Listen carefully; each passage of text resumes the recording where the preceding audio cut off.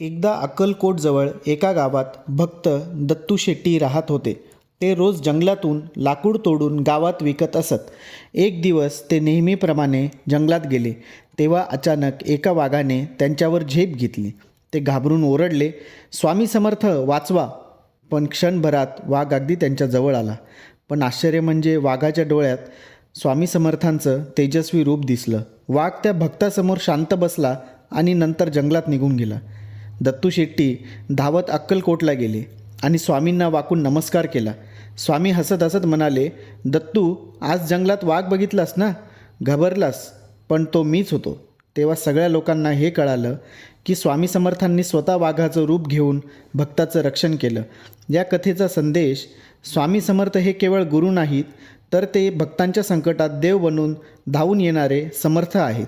भक्तांच्या आर्त हाकेला ते कोणत्याही रूपात उत्तर देतात. श्री स्वामी समर्थ.